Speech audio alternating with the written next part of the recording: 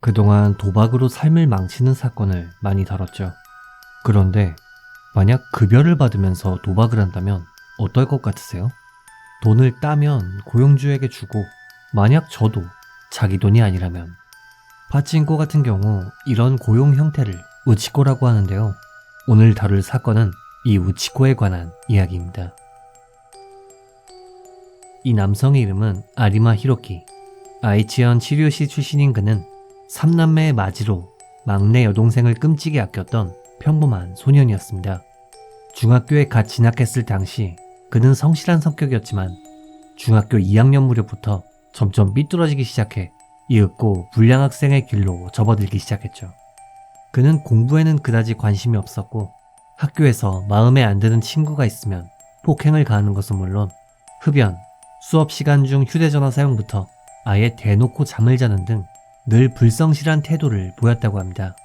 고등학교 졸업 이후 지역의 유명 자동차 공장에 취직한 그는 나름대로 꽤 높은 연봉을 받으며 사회생활을 시작했지만 그에겐 고등학생 시절부터 취미가 하나 있었습니다. 바로 파친코였죠. 그는 자동차 공장에서 힘들게 일하며 번 돈을 대부분 파친코에 사용하는 등 점점 도박 중독에 빠지기 시작했고 이내 일보다 파친코를 우선시하게 되어 지각이나 결근 같은 근태에도 점점 문제가 생기기 시작했죠. 그리고 결국 아리마는 2020년 무렵 끝내 공장을 그만둔 뒤 본격적으로 파친코에 인생을 걸기 시작했습니다. 네, 멀쩡한 직장을 그만둔 뒤 그가 선택한 것은 서두에 말씀드렸던 우치코, 즉 파친코 대리였던 것이죠. 물론 경우에 따라 다르겠습니다만 정해진 예산 안에서 만약 큰 돈을 딴다면 자신도 일정 부분을 받을 수 있고 잃는다고 해도 애초에 자기 돈이 아닌데다 약간의 급여는 나오기 때문에 이미 도박에 빠질 대로 빠진 아리마에게는 참을 수 없는 유혹이었습니다. 아무튼 그는 그렇게 파친코 대리로 활동하게 되었죠. 한편 여기 다른 남성이 있습니다. 이 남성의 이름은 미우라 마사히로.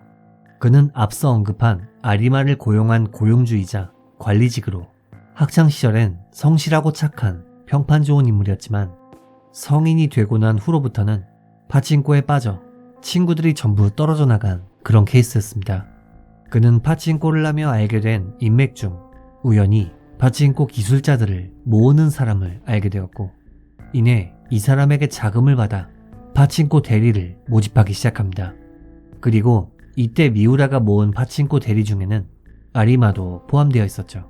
다만 아리마는 생각보다 실력이 영 좋지 못했고 무엇보다 애초에 카지노나 파친코 같이 확률적으로 불리한 도박판에서 돈을 딴다는 게 생각보다는 쉬운 일이 아니었기 때문에 아리마는 돈을 따기보다는 잃는 날이 많았습니다. 그리고 도박 중독의 특징 중 하나가 좀만 더 하면 딸 것 같은데, 딱 한 번만 더 하면 딸 것 같은데 라는 헛된 희망이죠. 아리마는 예산을 전부 써버린 다음에도 미우라에게 돈을 빌려 파친코를 계속했고 이런 식으로 그가 빚을 진 금액만 무려 몇천만 원에 달했다고 합니다. 이 부분은 좀 개인적인 생각이지만 어쩌면 파친코 대리라는 게 도박 중독자의 심리를 이용한 고리 대금업과 비슷한 느낌이 아닐까 싶은 생각이 들기도 합니다. 고용주 입장에서 보면 만약 돈을 따면 좋고 설령 잃는다고 해도 도박을 계속하고 싶은 마음을 이용해 이자를 붙여 돈을 빌려준다면 득밖에 없으니까요. 그런데 아리마라고 해서 늘 잃기만 했던 것은 아닙니다. 그는 가끔 파친코에서 큰 돈을 따는 경우도 있었는데 문제는 이렇게 따낸 돈을 고용주인 미우라가 아닌 몰래 자기가 챙겼다는 점이죠. 그리고 몇 번이고 이런 일을 반복하던 도중 결국 돈을 빼돌렸다는 사실을 고용주인 미우라에게 들키게 됩니다. 그리고 미우라는 아리마에게 이런 말을 꺼냈죠. 빼돌린 돈 내놔. 그동안 빌린 돈도 갚어. 안 갚으면 니네 가족들이 갚을 거야.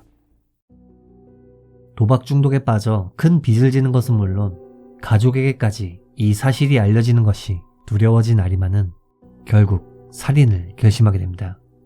2022년 5월 11일 새벽, 이날 아리마는 미우라 씨를 한적한 도로변으로 불렀습니다. 그리고 그의 품에는 식칼이 숨겨져 있었죠. 이내 인적이 없는 도로변에 미우라 씨가 도착하자 아리마는 아무렇지도 않은 척 차에 탑승했고 흉기를 꺼내 그를 급습했습니다. 공격을 받은 미우라 씨는 도망치려 했지만 급소인 목을 공격당한 탓에 대량의 출혈이 있었고 결국 아리마의 공격에 저항하지 못한 채 29살의 나이로 세상을 떠나게 됩니다. 범행 이후 아리마는 시신을 담요로 감싼 뒤 배수로에 숨겼고 이후 인근의 배수로 뚜껑을 가져와 위에 덮었습니다. 그리고 근처의 잡초, 꽃 등을 잔뜩 꺾어 배수로 위에 덮었죠. 참 난잡한 증거인멸이라고 할 수 있겠습니다.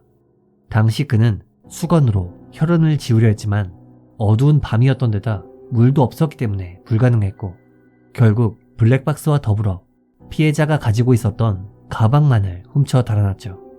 참고로 이 가방에는 현금 14만엔, 우리 돈 약 140만원가량은 물론 파치인코에서 사용할 수 있는 현금 카드가 73장 들어있었다고 합니다. 가격으로 따지면 대략 8천만원 정도의 금액이었다고 하네요.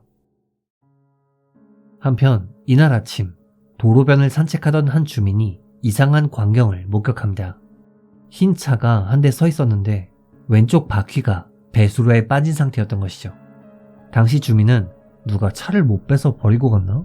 라는 생각에 조심스럽게 차에 다가갔고 이내 차 근처에서 대량의 핏자국을 발견, 즉시 경찰에 신고했습니다. 참고로 시신은 이때까지만 해도 발견 못했다고 하네요. 아무튼 신고를 받고 출동한 경찰은 현장 수사 도중 난잡하게 풀과 꽃으로 감춘 배수로 뚜껑을 발견했고 그 밑에서 사람의 시신도 발견하게 됩니다. 시신에는 10곳 이상의 흉터가 있었으며 사인은 급소인 목을 공격당해 발생한 과다 출혈이었는데요. 10곳 이상을 집요하게 공격한 것으로 볼 때 경찰은 범인이 강한 사리를 가지고 있었을 것으로 추측했지만 정작 시신을 감추기 위해 사용했던 배수로 덮개, 풀, 꽃 등은 모두 범인이 현장 근처에서 급히 구한 것으로 밝혀졌습니다. 즉, 그렇게까지 치밀한 계획을 가진 범행은 아니며 강한 원한에 의한 살인일 가능성을 염두에 둔 것이죠. 한편 차 내에는 블랙박스가 없었으며 시신을 질질 끈 흔적, 운전석 손잡이의 혈흔, 차량 내부와 외부의 혈흔으로 볼 때 경찰은 이를 명백한 살인 및 시신 유기 사건으로 파악, 본격적인 수사를 시작했습니다. 그리고 다음날 피해자의 신원이 미우라 씨라는 것이 밝혀지자 경찰은 이번엔 그의 인간관계를 조사하기 시작했는데요. 이 과정에서 경찰은 한 가지 유력한 증언을 듣게 됩니다. 미우라요? 죽기 전날 140만원 정도 땄었는데 현장에 없었으면 전 누군가 가져갔을 것 같아요. 라는 이야기였죠. 즉, 미우라 씨에게 강한 원한과 사리를 가지고 있었으며 그의 금전을 노렸고 피해자가 자신의 차에 태울 정도로 어느 정도 친밀감이 있는 인물. 이로 인해 최종적으로 아리마가 용의선상에 오르게 됩니다. 당시 경찰은 그를 소환해 조사를 시작했고 26세의 아리마는 자신의 범행을 인정 2022년 6월 9일 살인죄로 체포됩니다. 다만 수사 과정에서 그는 미우라를 죽인 건 맞다. 흉기는 바다에 버렸다. 하지만 돈은 내가 가져간 게 아니다. 돈을 안 갚으면 가족에게 갚게 한다고 협박해서 죽였다.